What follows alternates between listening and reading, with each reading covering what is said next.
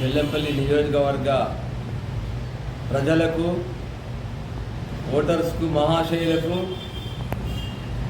మరియు SC, ST, BC, minority సోదరులందరికీ Bahujan Samaj party తరఫున జైవీము తెలుపుతూ, నా పేరు ఇరుకుల రాజనరసయ్య. నేను Bahujan Samaj party MP parliament అభ్యర్థిగా ఇక్కడ పోటీ చేస్తూ ఉన్నా. మరి ఈరోజు బెల్లంపల్లి ప్రజలకు నా యొక్క విన్నపం చేయదలుచుకున్నా. సోదరులారా, ఇక్కడ అనేకమైనటువంటి కార్మిక క్షేత్రంలో కార్మికులు, కర్షకులు, కూలీలుగా పనిచేస్తున్నటువంటి రిక్షా కార్మికులు, మరి ఆటో కార్మికులు ఎంతోమంది ఇక్కడ పనిచేస్తున్నటువంటి ఈ బెల్లంపల్లి నియోజకవర్గంలో ఇప్పటి వరకు ఎంతోమంది నిరుద్యోగులు, మరి ఉపాధి లేకుండా ఉన్నటువంటి వాళ్ళు చాలామంది కూలి పని చేసుకుంటూ బ్రతుకుతూ ఉన్నారు. మరి ఇప్పుడు పెద్దపల్లి పార్లమెంటులో మరొక ఏదైతే కార్పొరేట్ వ్యవస్థకు సంబంధించినటువంటి వ్యక్తులు ఇక్కడ పోటీ చేస్తూ ఉన్నారు. అదే రకంగా కార్పొరేట్ సంస్థ వ్యవస్థలకు మరియు బహుజనవాదులకు ఒక యుద్ధం ప్రారంభమైంది ఈ పెద్దపల్లి పార్లమెంటు కాన్స్టిట్యూన్సీలో. మరి బెల్లంపల్లి నియోజకవర్గ ప్రజలందరూ ఒక్కసారి మరి వేచి చూడవలసిన అవసరం ఎంతైనా ఉంది. సోదరులారా, మరి ఇక్కడ మరి వెంకటస్వామి వాళ్ళ కుటుంబం దాదాపుగా 40 సంవత్సరాల నుంచి మరి పెద్దపల్లి పార్లమెంట్లో మరి గెలుస్తూ పోవడం జరుగుతుంది. అదే రకంగా వాళ్ళ కొడుకు వివేక్ వెంకటస్వామి గారు కూడా 2 దఫాలుగా మరి పార్లమెంట్ అభ్యర్థిగా పోటీ చేసి గెలిచి వెళ్ళిపోవడం జరుగుతుంది. ఆ తర్వాత మరి అదే వివేక్ వెంకటస్వామి గారు ఏదైతే చెన్నూరు కాన్స్టిట్యున్సీలో ఎమ్మెల్యేగా గెలిచిండు, మరి తన అన్న వినోద్ కుమార్ కూడా మరి అక్కడ బెల్లంపల్లి కాన్స్టిట్యున్సీలో మరి రిజర్వ్డ్ కాన్స్టిట్యున్సీలో పోటీ చేసి గెలవడం జరిగింది. మరి ఒక్కసారి గమనించాలి, ఈ కుటుంబ పాలన ఎంతకాలము మనం సాగించాలి, మనం పొడిగిద్దాం. ఒక్కసారి కుటుంబ పాలనను వెనుకకు పంపించవలసిన అవసరం ఈ బెల్లంపల్లి నియోజకవర్గ ప్రజలకు అవసరం ఎంతైనా ఉందని నేను మనం చేస్తున్నా. సోదరులారా, ఈరోజు మరి వాళ్ళు ఇక్కడ దాదాపుగా మరి కుటుంబ పాలన సాగించి ఇప్పటి వరకు ఈ ఏరియాలో ఈ బెల్లంపల్లి నియోజకవర్గంలో కానీ పెద్దపల్లి పార్లమెంట్ నియోజకవర్గంలో కానీ ఒక్క పారిశ్రమ కూడా స్థాపించినటువంటి మరి ఆ కార్పొరేట్ వ్యవస్థలు ఈరోజు పోటీ పడుతూ ఉన్నాయి. సామాన్య ప్రజలకు మరి వాళ్ళ మీద పోటీ జరుగుతూ ఉంది. మరి ఈ రెండింటి మధ్యలో మరి యుద్ధం ప్రారంభంలో మీరు ఎవరిని గెలిపిస్తారనేది ఒక్కసారి ఆలోచించవలసిన అవసరం చాలా ఉన్నది.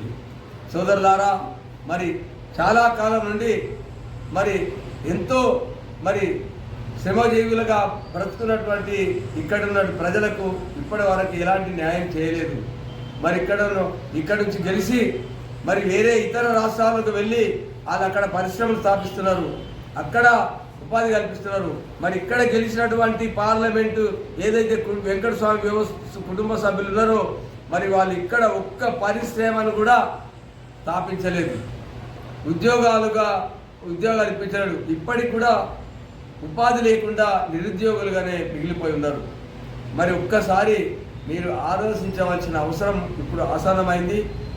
ఒక మాదిగ బిడ్డగా నన్ను బహుజన్ సమాజ్ పార్టీ ఆశీర్వదించి మరి మాయావతి గారు ఏదైతే అంబేద్కర్ పెట్టినటువంటి మరి రిజర్వేషన్స్ అన్ని కులాలకు, అన్ని మతాలకు సమానంగా పంచాలనే ఉద్దేశంతో పెట్టినటువంటి రిజర్వేషన్ను మరి కేవలం ఒకే కుటుంబము దొబ్బుకొని పోతుంది. కాబట్టి అది ఆలోచించే మరి మాయావతి గారు నాకు ఒక మాదిగ బిడ్డగా ఇక్కడ పెద్దపల్లి పార్లమెంట్లో మొదటిసారిగా ఒక పార్లమెంట్ అభ్యర్థిగా నాకు టికెట్ ఇవ్వడం జరిగింది.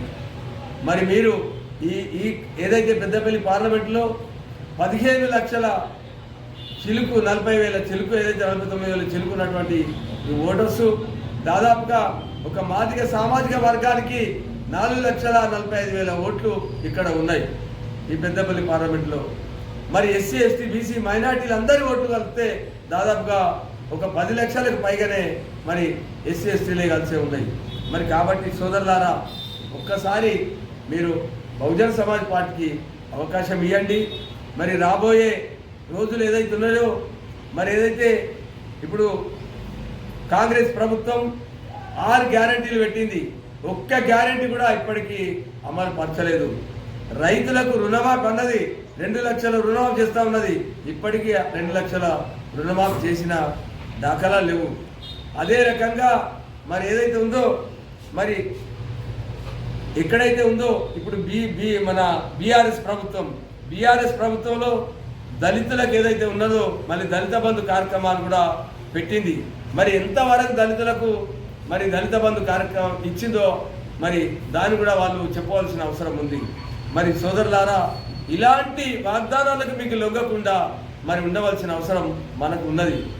ఈరోజు బీజేపీ ప్రభుత్వం ఉంది, బీజేపీ ప్రభుత్వం చెప్తా ఉంది మేము 543 సీట్లు ఉన్నాయి, అందులో 400 సీట్లు మేము గెలిస్తే ఏదైతే బాబాసాహెబ్ పెట్టినటువంటి భారత రాజ్యాంగాన్ని మేము సమూలంగా రద్దు చేస్తామని చెప్పడం జరుగుతుంది. మరి ఆ సమూలంగా రద్దు చేస్తే మరి ఎస్సీ ఎస్టీ బీసీలు ఒక బానిసలుగా బ్రతకవలసిన అవసరం ఉంటుంది. ఇప్పుడు బానిసలుగా బ్రతికే పరిస్థితులు ఏర్పడుతున్నాయి. మరి బానిసలుగా ఇంకా బ్రతుకుదామా మనము? మరి మన రాజ్యాధికారం తెచ్చుకుందామా? ఒక్కసారి ఆలోచించండి. ఎస్సీ ఎస్టీ బీసీ మైనార్టీ సోదరులకు నేను మరి దండం పెట్టి కూడా ప్రార్థిస్తూ కూడా కడుపులో తలబెట్టి కూడా వాళ్ళను కోరుకుంటా ఉన్నా. మరి సోదరులారా, ఈరోజు భారత రాజ్యాంగం ప్రమాదంలో ఉన్నదని ఉంటే ఈరోజు మాయావతి గారు ముందుకొచ్చి భారత రాజ్యాంగాన్ని ఎవరు ముట్టుకున్నా పగటి పూట చుక్కలు చూపిస్తామని ఛాలెంజ్ కూడా చేయడం జరిగింది మాయావతి గారు. మరి అటువంటి భారత రాజ్యాంగాన్ని కాపాడుకున్నటువంటి వ్యవస్థకు మీరు ఓట్లు ఇస్తారా? భారత రాజ్యాంగాన్ని రద్దు చేస్తామన్నటువంటి వ్యవస్థకు మీరు ఓట్లు ఇస్తున్నారా? ఒక్కసారి మీరు ఆలోచించండి.